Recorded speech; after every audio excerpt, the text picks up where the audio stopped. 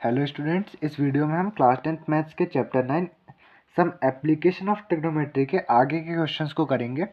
पिछली वीडियो में हमने इंट्रोडक्शन पार्ट को और शुरू के एक्सरसाइज के 2 क्वेश्चंस भी हम लोगों ने कर लिए थे। इस वीडियो पर हम क्वेश्चन नंबर 3 के साथ स्टार्ट करेंगे। ठीक है, तो क्वेश्चन नंबर 3 है क्या हमारे पास? क्वेश्चन नंबर 3 है a contractor plans to install 2 slides for the children to play in park. मतलब एक कॉन्ट्रैक्टर है जो कि पार्क में क्या लगाना चाहता है? स्लाइड्स लगाना चाहता है। स्लाइड्स मतलब स्लाइड्स आप सभी जानते हो, फिसल पट्टी जिसमें बच्चे फिसलते हैं, है ना। For the children below the age of 5 years, मतलब 5 साल से छोटे बच्चों के लिए। She prefers to have a slide whose top is at height of 1.5 metre. मतलब 5 साल से छोटे बच्चों के लिए इन्होंने जो स्लाइड लगाई है ना, इसका टॉप की हाइट कितनी है? 1.5 मीटर। जैसे कि यहाँ पर हमने बनाया, जैसे एक स्लाइड थी, ग्राउंड पर एक स्लाइड लगाई जिसकी टोटल हाइट कितनी है हमारे पास? 1.5 मीटर्स है। ठीक है, and is inclined at an angle of 30 degree. ये हाइट कितनी है हमारे पास? 1.5 मीटर्स, और ज़मीन में कितना एंगल बना रही है? 30 डिग्री का एंगल बना रही है टू द ग्राउंड। ठीक है, where as for elder children, मतलब और बड़े बच्चों के लिए, she wants to have at an she wants to have a steep slide at a height of 3 metre. मतलब जो एल्डर चिल्ड्रन है उनके लिए कुछ बड़ी स्लाइड लगाना चाहती है जिसकी हाइट कितनी रखेंगे हम? 3 मीटर्स रखेंगे। ठीक है, 3 मीटर्स हमने रखी, and inclined at an angle of 60 degree, और जो इसका एंगल है ज़मीन के साथ वो कितना है? 60 डिग्री है to the ground. What should be the length of the slide in each case. हमको ये बताना है कि दोनों केसेस पर जो स्लाइड की लेंथ होगी ना, वो कितनी होगी। ठीक है, तो देखिए हमने यहाँ पर गिवन में क्या क्या मेंशन कर दिया। Height of slide for childrens below 5 years कितनी है हमारे पास? 1.5 metre. Angle of elevation for slide of childrens below 5 years, same way पे लिखोगे कितना है? 30 डिग्री। ऐसे ही अगला वाला क्या है? Height of slide for elder childrens is 3 metre, and angle of elevation of slide for elder childrens is 60 degree. ठीक है, अभी हम सबसे पहले क्या फाइंड कर लेते हैं? Length of slide for childrens below 5 years, है ना। हम सबसे पहले क्या फाइंड करेंगे? Length of slide for childrens below 5 years. देखिए ये हमारे पास जो बना था ये बिलो 5 ईयर्स वाले बच्चों के लिए। यहाँ पर हमें क्या निकालनी है? लेंथ ऑफ स्लाइड, मतलब AC, जो कि हाइपोटेनस साइड है हमारे पास, और क्या ये हमारे पास थीटा के सामने वाली साइड परपेंडिकुलर है। मतलब हाइपोटेनस, परपेंडिकुलर और थीटा किसमें आता है? साइन थीटा, है ना। So sine theta is equals to perpendicular upon hypotenuse. यहाँ पर कितना होगा? Sine 30 degree is equals to perpendicular side कौन सी है हमारे पास? ये है BC, और हाइपोटेनस कौन सा है हमारे पास? AC। साइन 30 की वैल्यू अगर आपको याद हो तो साइन 30 की वैल्यू क्या होती है? 1/2। BC की वैल्यू है हमारे पास 1.5, एंड AC की वैल्यू नहीं पता। यहाँ पर सिंपली हम क्या करेंगे? ट्रांसपोज कर देते हैं। AC इधर जाके 1 से मल्टीप्लाई होगा तो क्या हो जाएगा? AC।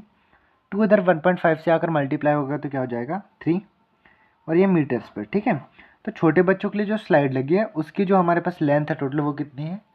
3 मीटर्स। वो लेंथ कितनी है? 3 मीटर्स। अब हम निकालेंगे length of slide for elder childrens, है ना। क्या निकालना है हमको?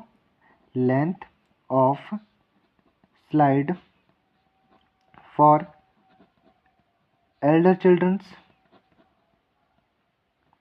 देखिए एल्डर चिल्ड्रंस के लिए निकालना है, तब क्या है? थीटा है, परपेंडिकुलर है, हमको यही निकालना है। हाइपोटेनस वापस से साइन थीटा, तो sine theta is equals to perpendicular upon hypotenuse होता है, आपको पता है ना। यहाँ पर है साइन 60 डिग्री, परपेंडिकुलर कौन सी साइड हो जाएगी हमारे पास? YZ, अपॉन हाइपोटेनस कौन है हमारे पास? XZ। साइन 60 की वैल्यू होती है √3/2 इक्वल्स YZ की वैल्यू है 3, एंड XZ की वैल्यू क्या है हमारे पास? XZ की वैल्यू है कुछ भी नहीं, XZ की वैल्यू ही हमको फाइंड करनी है। ठीक है, आगे कैलकुलेशन इधर लिखते हैं। देखिए इधर से XZ को अगर ट्रांसपोज करें तो क्या बन जाएगा? √3 XZ इक्वल्स ये क्या हो जाएगा? 3 2 6, इस तरीके से। अभी देखो Z इक्वल्स 6/√3, ऐसे ही बनेगा 6/√3। और देखें 6/√3 है, इसको ही हम क्या लिख सकते हैं? ये हो जाएगा, अगर मैं √3 के साथ इसको डिवाइड कर दूं तो ये क्या हो जाएगा 2 इंटू √3, ये क्या हो जाएगा 2 इंटू √3। तो हमारे पास जो फाइनल वैल्यू हो जाएगी वो कितनी होगी, सॉरी ये z बस नहीं था हमारे पास, ये क्या था xz था, ठीक है xz इज इक्वल्स टू क्या है 2√3 मीटर्स। मतलब बड़े बच्चों के लिए जो स्लाइड लगी है उसकी लेंथ क्या है 2√3 मीटर्स, और हमारे पास जो छोटे बच्चों की स्लाइड है उसकी लेंथ क्या है 3 मीटर्स। ऐसा नहीं है, कंपैरिजन पे अगर आप देखें कि 3 मीटर्स और 2√3 मीटर्स की वैल्यू हमारे पास काफ़ी ज़्यादा होगी, इसके कंपैरिजन पर ज़्यादा वैल्यू होगी, ठीक है 2√3 की वैल्यू इससे ज़्यादा ही होगी। जो बड़े बच्चों के लिए स्लाइड लगी है उसकी वैल्यू थोड़ी सी ज़्यादा है, ये 2√3 मीटर्स होगी। आई होप ये सभी को समझ आया होगा, सिंपल सा क्वेश्चन है।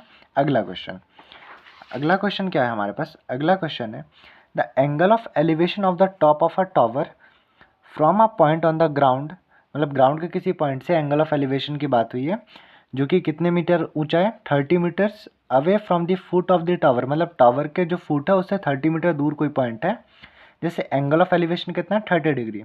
तब हमको हाइट ऑफ टावर बताना है। देखिए हम पहले ड्राइंग बनाते हैं। हमने ये बनाया ग्राउंड पर रखा एक टावर, ठीक है एक टावर बना लिया हमने। अब टावर को भी नाम दे देता हूँ, टावर का नाम दिया हमने ए बी, ठीक है। टावर के फुट से कितने मीटर दूर 30 मीटर दूर, कितने मीटर्स दूर 30 मीटर दूर कोई पॉइंट है, मैंने नाम दिया सी। यहाँ से टावर के टॉप का जो एंगल ऑफ एलिवेशन है, क्या टावर के टॉप का जो एंगल ऑफ एलिवेशन है ये कितना है 30 डिग्री। तब हमको क्या बताना height of tower that means क्या निकालना है हमको ए बी। गिवन पे क्या क्या मेंशन करेंगे आप, ठीक है हाइट ऑफ टावर जो कि आपके पास कितनी है 30 मीटर, ये आपको गिवन पे मेंशन करना पड़ेगा। And angle of elevation, sorry यहाँ पर थोड़ा सा बताने में वो हुआ, यहाँ पर हाइट ऑफ टावर 30 मीटर्स नहीं है, ये क्या है जो पॉइंट है हमारे पास on the ground 30 metres far away, ठीक है from the foot of the tower, मतलब distance of the point from the foot of tower is 30 metres, ठीक है। यहाँ पर छोटा सा मिस्टेक बोलने का, यहाँ पर ध्यान देंगे तो हमारे पास वो क्या है कि डिस्टेंस है किस पॉइंट की, उस पॉइंट की जहाँ से हमने एंगल ऑफ एलिवेशन को देखा है, कहाँ से from the foot of tower, ये कितना है हमारे पास 30 मीटर्स। इसके अलावा angle of elevation is 30 degree, ये आप मेंशन करेंगे। अब हमको क्या फाइंड करना है हाइट ऑफ टावर, मतलब देखिए हमको बेस पता है, हमें क्या फाइंड करना है यहाँ पर हाइट पता करनी है जो कि क्या है हमारे पास परपेंडिकुलर है, और परपेंडिकुलर बेस और थीटा किस में आता है टेन थीटा पे, है ना। तो tan theta is equals to क्या होता है परपेंडिकुलर अपॉन बेस। तो देखिए यहाँ पर कितने डिग्री की बात हुई है 30 degree, 30 degree is equals to perpendicular कौन सी साइड है ये है ए बी, बेस क्या है हमारे पास ए सी। टेन थर्टी की वैल्यू थी 1/√3, ए बी की वैल्यू नहीं पता, ए बी तो हाइट ऑफ टावर है, ए सी क्या है हमारे पास 30, ठीक है 30 को ट्रांसपोज कर दूंगा तो ये क्या हो जाएगा 30/√3 is equals to A B. देखिए इसी को अगर मैं और लिखना चाहूँ तो इसको क्या लिख सकता हूँ 10 into 3/√3 is equals to A B, और √3 से अगर 3 को कैंसिल करेंगे तो बचेगा क्या हमारे पास √3 से 3 को कैंसिल करो तो बचा क्या √3, तो फाइनल वैल्यू क्या बनी 10√3 मीटर्स। ए बी क्या मिल गया हमको 10√3 मीटर्स। दैट मीन्स हमारे पास जो क्या है जो टावर है उसकी टोटल हाइट कितनी है 10√3 मीटर्स होगी, ठीक है। ये सिंपल सी कैलकुलेशन भी सभी को लिए क्लियर होगी। अब अगले क्वेश्चन की तरफ चलते हैं, ठीक है। अगला क्वेश्चन क्या है हमारे पास, अगला question 5th question, a kite is flying at a height of 60 metre above the ground. तो हम सबसे पहले ग्राउंड बना लेते हैं, ये ग्राउंड बनाया, ठीक है। यहाँ कहीं मान लेते हैं काइट उड़ रही है, ठीक। जो काइट की हाइट है ज़मीन से ग्राउंड से ये कितनी है हमारे पास 60 मीटर्स, ये हाइट कितनी है 60 मीटर्स। मान लेता हूँ इस पर्टिकुलर पॉइंट को ए, और जिस पॉइंट पर काइट उड़ रही है वो हो गई बी, ठीक है। The string attach to the kite is temporarily ties to a point, मतलब जो यहाँ पर हमारे पास क्या है जो स्ट्रिंग बंधी हुई है वो ग्राउंड के किसी ना किसी पॉइंट से बंधी है, ठीक है। जो स्ट्रिंग है जो कि हमारे पास काइट से जुड़ी है वो ज़मीन पे किसी पॉइंट से बंधी हुई है। The inclination of the string with the ground is 60 degree, ठीक है। हमारे पास यहाँ पर इंक्लिनेशन क्या है ये है 60 डिग्री, मतलब एंगल ऑफ इंक्लिनेशन क्या है हमारे पास 60 डिग्री। ठीक, find the length of the string, हमको ये क्या बतानी, इसकी लेंथ बतानी है, ये स्ट्रिंग कितने की होगी। Assuming that there is no slack in the string, हमको ये मान के चलना है कि यहाँ पर जो स्ट्रिंग है इसके अंदर कोई भी स्लैक नहीं है, मतलब कुछ भी ढील नहीं है हमारे पास, है ना, बिल्कुल खिंच करके स्ट्रिंग बंधी हुई है। तो देखिए गिवन पे आप क्या क्या मेंशन करेंगे, सबसे पहले तो हाइट ऑफ काइट मेंशन करोगे 60 metres, angle of inclination mention करोगे 60 डिग्री। ठीक है, what we have to find में क्या करोगे, लेंथ ऑफ स्ट्रिंग। ठीक, अब लेंथ ऑफ स्ट्रिंग निकालेंगे हम, तो देखिए यहाँ पर क्या क्या थीटा है, थीटा के सामने परपेंडिकुलर है और हाइपोटेनस है, तो हमको वापस से क्या चाहिए होगा, साइन थीटा, क्योंकि साइन थीटा इक्वल्स क्या होता है, परपेंडिकुलर अपॉन हाइपोटेनस।